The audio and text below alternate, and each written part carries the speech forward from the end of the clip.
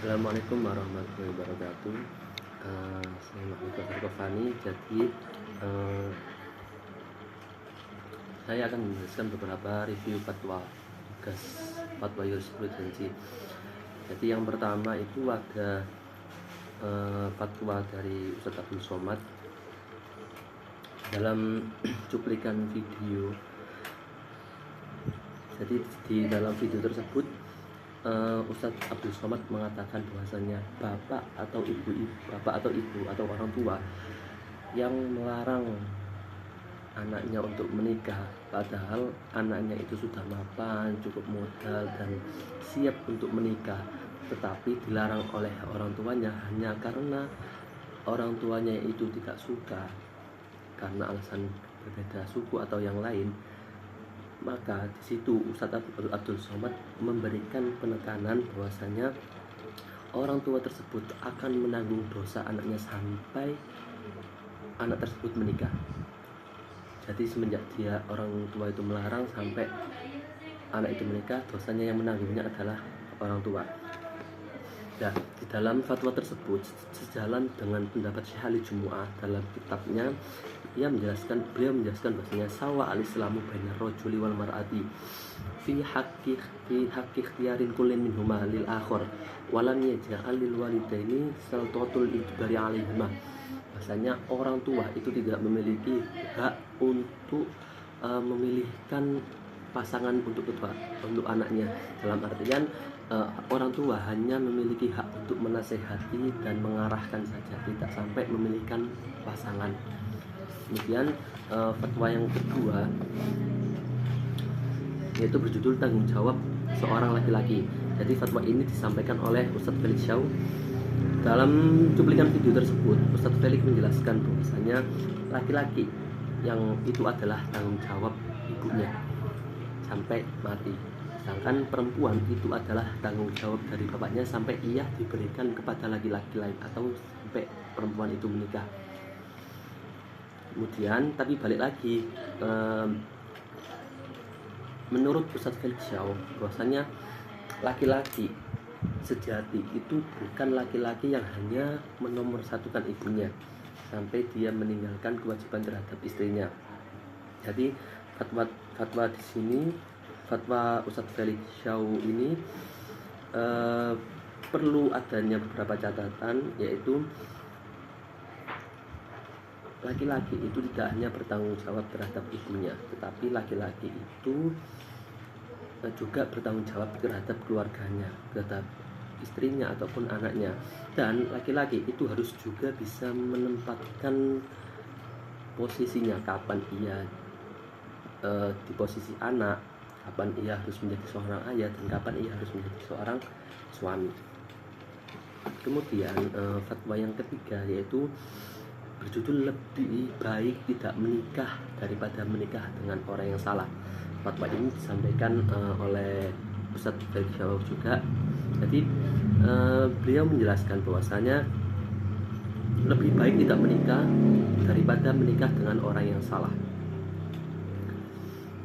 karena terutama kepada para perempuan, karena yang kebanyakan gengsi itu akan perempuan. Jadi fatwa ini seakan-akan ditujukan kepada para perempuan yang kebelet menikah karena gengsi kepada teman-temannya yang sudah menikah terlebih dahulu.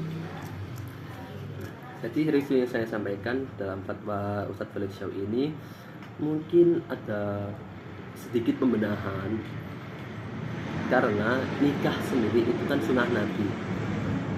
Nah, bukan berarti tidak menikah itu lebih baik daripada menikah dengan orang yang salah. Akan tetapi mungkin lebih baik jika menikah terlambat itu lebih baik daripada menikah dengan orang yang salah, karena bagaimanapun juga kita akan hidup bersama dengan pasangan kita. Jadi ucapan Ustadz Felix Shaw yang mengatakan lebih baik tidak menikah itu mungkin kurang tepat. Angka baiknya jika diucapkan menikah terlambat itu lebih baik daripada menikah dengan orang yang salah.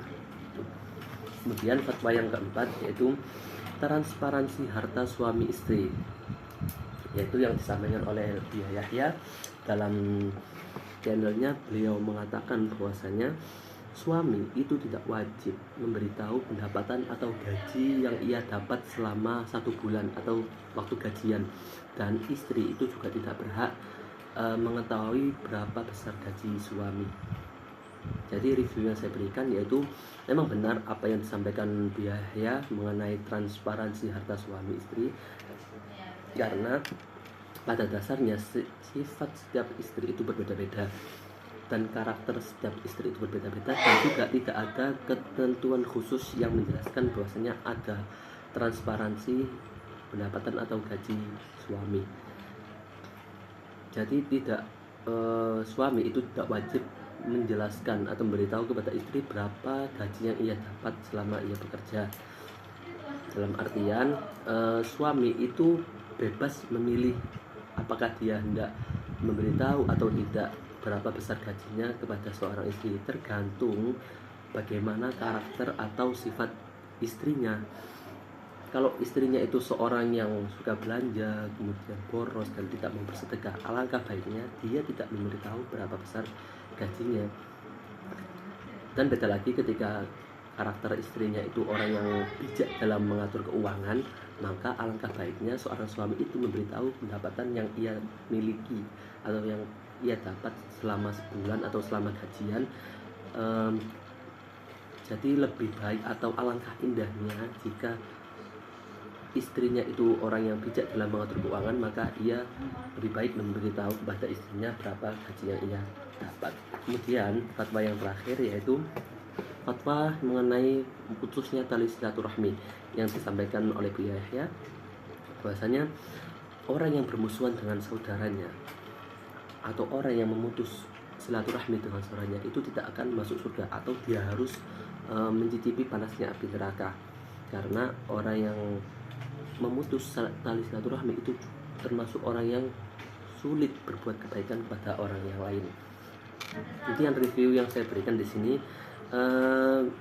fatwa beliau ini mendapat beberapa komentar di akunnya, yang mana kebanyakan dari mereka itu merasa bahwasanya saudara atau kerabat itu malah menjadi atau tempat yang kurang nyaman apabila kita hidup di sekitar kerabat atau saudara-saudara, karena mungkin kebanyakan dari yang berkomentar itu merasa kebaikannya tidak dianggap oleh kerabatnya. Jadi